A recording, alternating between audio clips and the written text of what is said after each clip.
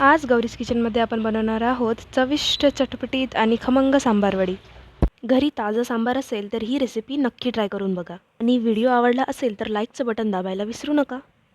तर सर्वात आधी एका कढईमध्ये थोडंसं गरम तेल करून त्यात थोडीशी जिरं मोहरी घालून ती तडतडू द्यायची। त्यानंतर यात थोडीशी हिरवी मिरची घालून ती सुद्धा थोडी परतून घ्यायची। आता यात आपण टाकणार आहोत 1 चमचा खसखस, थोडंसं शेंगदाण्याचं कूट, थोडंसं तिळाचं कूट आणि किसलेलं खोबरं।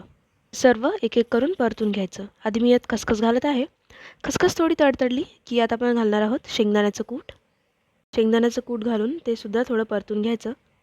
कोथिंबीर तळताना ती पाणी सोडते, त्यामुळे वडी अजून सॉगी होऊ शकते, म्हणून आपण यात जाडसर शेंगदाण्याचं कूट घालतो, जे मॉइश्चर अब्झॉर्ब करून आपली वडी छान कुरकुरीत ठेवते। आता मी यात घालत आहे तिळाचं कूट। हे सुद्धा थोडं छान परतून घेतल्यावर यात घालायचं आहे किसलेलं खोबरं। खोबरं थोडं ब्राऊन झालं की यात घालायचं आहे चवीप्रमाणे लाल तिखट। तुम्ही तुमच्या इच्छेप्रमाणे तिखट कमी किंवा जास्त करू शकता। तिखट छान यात भाजून घेतल्यावर यात आपण घालणार आहोत थोडीशी हळद। हळदसुद्धा छान मिक्स करून परतून घ्यायची। यानंतर यात घालायचं आहे धनेपूड आणि चवीप्रमाणे मीठ। मसाले छान एकत्र करून परतले की यात घालायचं आहे बारीक चिरलेला फ्रेश सांबार म्हणजेच कोथिंबीर। कोथिंबीरच आपला मेन इन्ग्रेडियंट असल्यामुळे ती घालण्यात अजिबात कंजूसी करू नका। हे सारण छान परतलं की गॅस बंद करून यात घालायचा 1 चमचा लिंबाचा रस आणि लिंबाच्या रसाला बॅलन्स करायला थोडीशी साखर। याने काय होणार की सांबार वडीला छान आंबट गोड चव येणार। आता आपलं सारण तयार आहे।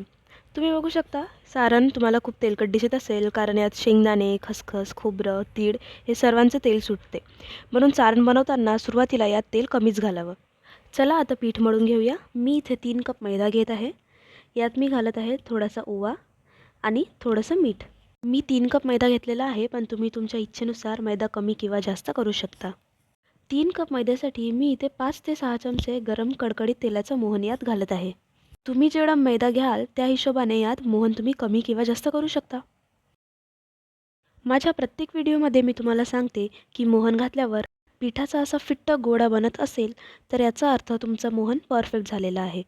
पण तुम्ही बघू शकता माझ्या पिठाचा इथे फिट्ट गोळा बनत नाही आहे, याचाच अर्थ मोहनाला तेल कमी पडलेलं आहे, म्हणून मी यात 3 ते 4 चमचे तेल आणखी घालत आहे।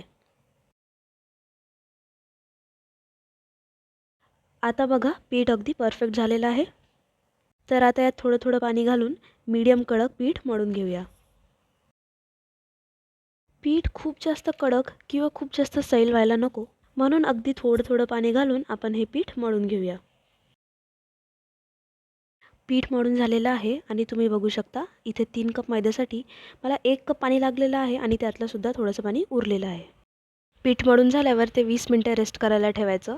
20 मिनिटांनंतर पीठ छान मुरलं की त्याचे लहान गोळे करून अशा पातळ पोळ्या लाटून घ्यायच्या।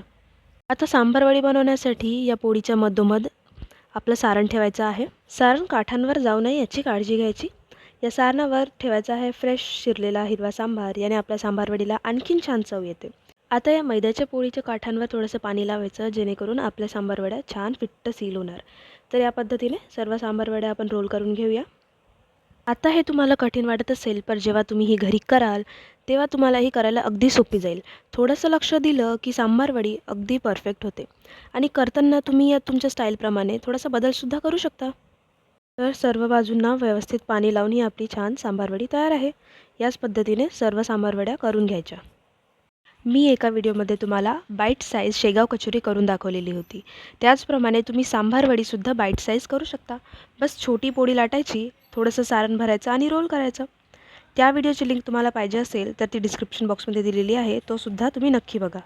सर्व सांबार वड्यांना व्यवस्थित पाणी लावून रोल करून घेऊया, त्यांना फिट्ट बंद करूया आणि आपल्या सांबार वड्या तयार आहेत। चला तर आता यांना गोल्डन ब्राऊन होईपर्यंत मध्यम गरम तेलात तळून घ्यायचं आहे।